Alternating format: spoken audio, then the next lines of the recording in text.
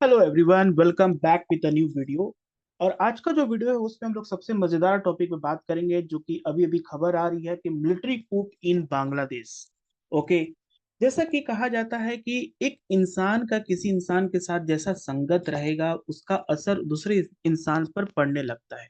ठीक उसी तरह बांग्लादेश और पाकिस्तान का कुछ इसी तरह जो रिश्ता है शुरू से बना रहा है। जिस तरह से पाकिस्तान में कभी भी एक स्थिर सरकार नहीं रही, कभी वहां पर स्टेबल गवर्नमेंट नहीं रहा, वहां पर भी हमेशा मिलिट्री कूप और डेमोक्रेसी के बीच में जो लुका छिपी का खेल चलता आ रहा है, आज वो बांग्लादेश में भी देखने को मिल रहा है। जैसा कि आपको पता है कि बांग्लादेश 1947 से लेकर 1971 तक पाकिस्तान का ही एक पार्ट था, जो कि ईस्ट पाकिस्तान के नाम से जाना जाता था। भारत की मदद से 1971 में बांग्लादेश को एक कह सकते हैं कि इंडिपेंडेंस मिला, जिसको लिबरेशन ऑफ बांग्लादेश कहते हैं। ठीक है, उस समय इंडिया की जो प्राइम मिनिस्टर थी इंदिरा गांधी, उनके सपोर्ट, उनके जो मिलिट्री एक्शन था, जिसकी वजह से बांग्लादेश को एक नई सरकार बनाने का मौका मिला और एक स्वतंत्र राज्य, स्वतंत्र देश बनने का मौका मिला। तो इसी तरह से ये जो बांग्लादेश में अब आज जो मिलिट्री कूप लगा, ये कोई फर्स्ट टाइम नहीं है, ये कह सकते हैं कि चौथी बार ये मिलिट्री कूप इन बांग्लादेश में लगी है। और साथ में ये भी हम लोग जानेंगे, शेख हसीना जो बांग्लादेश की प्राइम मिनिस्टर है वो रिजाइन करके वो भारत आ चुकी है। अब भारत से अभी न्यूज आ रही है कि इंडिया से वो लंदन जाएगी। ठीक है। तो वहां पर प्राइम मिनिस्टर डेमोक्रेसी गवर्नमेंट हट चुका है। Military coup, military government is going to form interim government. तो इस वीडियो में हम लोग बांग्लादेश के पूरे इतिहास के बारे में जानेंगे। ठीक है, कब कब बांग्लादेश में मिलिट्री कूप लगा, कब डेमोक्रेसी हुआ, इन सारी चीजों पे हम लोग बात करेंगे। ठीक है, स्टार्ट करते हैं इस वीडियो को। तो जैसा कि अभी जो करंट न्यूज है उस पे देख लेंगे, आज का जो न्यूज है उसमें क्या आ रहा है कि Sheikh Hasina has quit as a Bangladesh prime minister and the army has taken control amid violent protest demanding her exit. देखिए, बांग्लादेश में पिछले कई दिनों से प्रोटेस्ट चल रहा था, स्टूडेंट प्रोटेस्ट कर रहे थे, ढाका यूनिवर्सिटी के स्टूडेंट प्रोटेस्ट कर रहे थे। और इस प्रोटेस्ट के पीछे सबसे बड़ा जो कारण था वो था रिजर्वेशन कोटा। ठीक है। अगर इस वीडियो को, रिजर्वेशन कोटा को आपको समझना है तो मेरी ये पिछली वाली जो वीडियो है आप उसे जरूर से देखें, जिससे कि आपको एक समझ में आ जाएगा कि पूरा खेल क्या है बांग्लादेश में, जो बांग्लादेश में पूरा खेल जो चल रहा है। Why protest in Bangladesh, watch this video. Okay, ये 21 जुलाई को मैंने इस वीडियो को रिकॉर्ड किया था। और इस वीडियो में मैंने बहुत अच्छे से बताया है कि किस तरह से बांग्लादेश में रिजर्वेशन कोटा जो है उसको लेकर वहाँ के स्टूडेंट प्रोटेस्ट कर रहे हैं। ठीक है, तो इस वीडियो को जरूर जरूर देखिए, इस वीडियो को देखने से पहले, ताकि आपको पूरा खेल और माजरा समझ में आए। ठीक है, बात करते हैं आज का जो न्यूज है उसमें क्या है कि जैसा कि अभी का जो न्यूज है उसमें प्राइम मिनिस्टर ने रिजाइन कर दिए हैं। और रिजाइन करने के बाद वो इंडिया आकर अब लंदन के लिए वो रवाना होगी। अभी तक का जो न्यूज है वो ये मिल रहा कि गाजियाबाद वो लैंड कर चुकी है, ठीक है, इंडिया में। और वहां से अपनी छोटी बहन के साथ में भी वो लंदन जाएंगी। अभी कोई इसका फिक्स नहीं हुआ है। तो जैसा कि बांग्लादेश में प्राइम मिनिस्टर रिजाइन करने के बाद वहां के जो मिलिट्री जनरल है, आर्मी चीफ जो है general Waker uz Zaman, okay, told the media that army will form the interim government and has appealed to the protester to return to the path of peace. अब देखिए, जैसे ये आर्मी चीफ है, उन्होंने क्या कहा है, उन्होंने साफ साफ कहा है कि there is a crisis in the country. I have met opposition leaders and we have decided to form an interim government to run this country. Okay, अब जैसे कि गवर्नमेंट प्राइम मिनिस्टर तो रूलिंग पार्टी अवामी league जो है वो तो resign कर दिया। अब अवामी लीग के बाद जो भी गवर्नमेंट बनेगा वो मिलिट्री गवर्नमेंट बनेगा। मिलिट्री गवर्नमेंट ने पूरी रिस्पॉन्सिबिलिटी ले ली है कि अब जो भी कंट्री में, बांग्लादेश में जो भी प्रोटेस्ट हो रहा है उसको कैसे शांत करना है, प्रोटेस्टर के किस तरह का डिमांड फुलफिल करना है, कितने डिमांड फुलफिल करना है, और ये सारे के सारे जो डिसीजन होगा वो कौन लेगा, इंटरिम गवर्नमेंट लेगा। Okay, I take all responsibility, promise to protect your life and property. Your demand will be fulfilled. Please support us and stop violence. If you work with us, we can move toward a proper solution. We cannot achieve anything through violence. तो ये military chief का, army chief का कहना है पूरे बांग्लादेश के citizen से कि आपका जो डिमांड है उसको पूरा किया जाएगा। आप प्रोटेस्ट और वायलेंस को खत्म कीजिए अभी का भी, क्योंकि वायलेंस करने से कोई भी सोल्यूशन और कोई भी सोल्यूशन का रास्ता नहीं आ सकता है। ठीक है, इसी पे हम लोग बात करेंगे, क्या ये फर्स्ट टाइम बांग्लादेश में हुआ है? नहीं, इससे पहले भी बांग्लादेश में मिलिट्री coup हुआ है। ठीक है, तो इसके लिए हमें बांग्लादेश की हिस्ट्री को जानना पड़ेगा। So this is not the first time that Bangladesh witnessed intervention by the military leaders. The country had been under military rule from 1975 to 1990. अब इस पूरे हिस्ट्री को समझेंगे हम लोग कि 1975 से 1990 तक कितना बार मिलिट्री coup बांग्लादेश में लगा है। आप ये जो तस्वीर देख रहे हैं ये कौन है? ये इनका नाम है शेख मुजीबुर रहमान। इन्हीं की बेटी है शेख हसीना, जो अभी जो प्राइम मिनिस्टर बांग्लादेश की जो रिजाइन की है, शेख हसीना, इन्हीं की डॉटर है। ठीक है, तो इनके बारे में भी हम लोग जानेंगे। जैसे कि हिस्ट्री बताता है कि 1947 में, आपको पता है 1947 में इंडिया का इंडिपेंडेंस हुआ। ठीक है, इंडिया का जब इंडिपेंडेंस हुआ तो पाकिस्तान भी एक नई कंट्री बनी। और पाकिस्तान और इंडिया का जो पार्टीशन हुआ उसके पीछे जो एक रीजन था, उसके पीछे जो कारण था, वो ये था कि प्रिंसिपल ऑफ रिलीजियस मेजोरिटी। ठीक है, प्रिंसिपल ऑफ रिलीजियस मेजोरिटी था। मतलब कि इंडिया का जो भी पार्टीशन होगा वो रिलीजियस बेसिस पे होगा। मतलब जिस पार्ट, जो भी इंडिया का जो पार्ट जहां पर मुस्लिम मेजोरिटी ज्यादा है वो पाकिस्तान बनेगा, और जो भी पार्ट ऐसे हैं जहां पर हिंदू मेजोरिटी है वो इंडिया और हिंदुस्तान बनेगा। तो उसी तरह से यहाँ पर आप देख सकते हैं कि वेस्ट पाकिस्तान और ईस्ट पाकिस्तान का फॉर्मेशन होता है 1947 में। 1947 तक 1971 में पाकिस्तान का, वेस्ट पाकिस्तान के गवर्नमेंट डोमिनेट कर रहे ईस्ट पाकिस्तान में। कह सकते हैं वेस्ट पाकिस्तान हर चीज में ईस्ट पाकिस्तान को एक्सप्लॉइट करता है, वहाँ के लोगों को। ईस्ट पाकिस्तान पे जबरदस्ती उर्दू लैंग्वेज को नेशनल लैंग्वेज डिक्लेयर किया जाता है। बंगाली लैंग्वेज को नीचा दिखाया जाता है। बंगाली लोग को मतलब कि उसमें सही का उनको group A, group B, group C services जो होते हैं, गवर्नमेंट सर्विसेज, और उनको जो सिटीजन राइट मिलना चाहिए वो नहीं मिलता है। जिससे तंग आकर ईस्ट पाकिस्तान के लोग काफी प्रोटेस्ट करते हैं और एक अवामी लीग पार्टी का फॉर्मेशन होता है। तो 1971 में क्या होता है, 1970 का जो जनरल इलेक्शन होता है वेस्ट पूरे पाकिस्तान में, उसमें शेख मुजीबुर रहमान जो थे वो वेस्ट पाकिस्तानी जो गवर्नमेंट थे उनके अगेंस्ट में अपनी पार्टी अवामी लीग से चुनाव में खड़ा होते हैं, इलेक्शन में खड़ा होते हैं। और शेख मुजीबुर रहमान को ईस्ट पाकिस्तान से मेजोरिटी ऑफ द वोट मिलती है, मतलब बहुत ज्यादा उनको मेजोरिटी ऑफ द वोट मिलती है। मतलब वेस्ट पाकिस्तान और ईस्ट पाकिस्तान में मिलाकर जो पार्लियामेंट बनता है, जिसमें जो सीट चाहिए रूलिंग पार्टी फॉर्मेशन के लिए, वो अवामी लीग को आती है। ठीक है, जैसे कि आप कह सकते हैं कि जैसे 500 सीट है, अब 500 सीट में 250 प्लस सीट होना चाहिए रूलिंग पार्टी फॉर्मेशन का।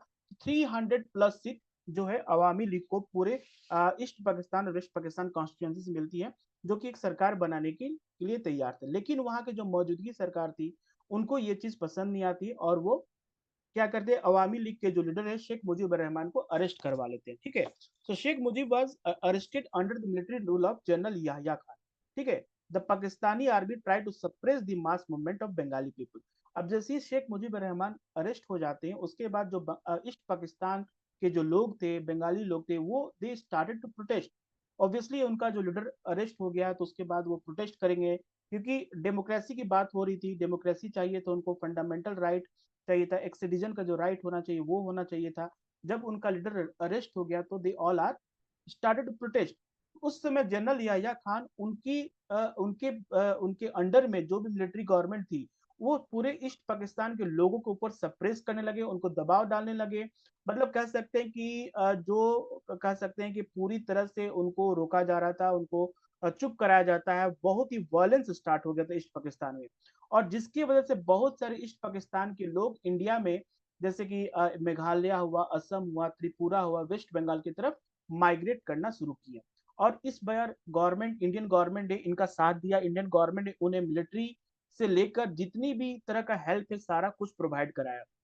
Okay. Now, उस समय government of India supported demand of the people east Pakistan for their independence and help them financially and military. तो जो लोग माइग्रेट करे तो उनको शेल्टर दिया गया, उनको रहने का जगह दिया गया। और वहां के जो लोग वेस्ट पाकिस्तान के लिए जो लड़ाई कर रहे थे उनको हथियार भी देने में हमारी सरकार काफी मदद की। और इसकी वजह से जब देखिए वेस्ट पाकिस्तान ने देखा कि इंडिया ईस्ट पाकिस्तान में और उसके इंटरनल मैटर में इंटरफेयर कर रहा, तो इंडिया और पाकिस्तान के बीच में 1971 में एक बहुत बड़ा युद्ध होता है। ठीक है, एक वॉर होता है जिसमें पाकिस्तान सरेंडर करता है। ओके, और ईस्ट पाकिस्तान के खत्म होकर फिर बांग्लादेश का एक इंडिपेंडेंट कंट्री बनता है। ठीक है, तो जब इंडिपेंडेंट कंट्री बना तो ऑब्वियसली अवामी लीग के जो लीडर थे शेख मुजीबुर रहमान ही उस समय उनको प्राइम मिनिस्टर बनाया जाएगा, वही गवर्नमेंट बनाएंगे। नया कॉन्स्टिट्यूशन लिखाता है। ठीक है, डेमोक्रेसी स्टेबल होता है, मतलब सब कुछ एक इंडियन गवर्नमेंट के जैसा वहां पर स्टार्ट हो जाता है। So Bangladesh drafted its constitution declaring the faith in secularism, democracy and socialism. तो जब 1971 में Bangladesh as a new country उभर कर आता है तो वो इंडिया के जैसा कॉन्स्टिट्यूशन था। हमारा जो कॉन्स्टिट्यूशन में बात किया गया सेक्युलरिज्म के बारे में, डेमोक्रेसी के बारे में, सोशलिज्म के बारे में, तो बांग्लादेश में भी इसी चीज के बारे में स्टार्ट होता है। तो 1975 में Sheikh Mujibur Rahman got the constitution amendment.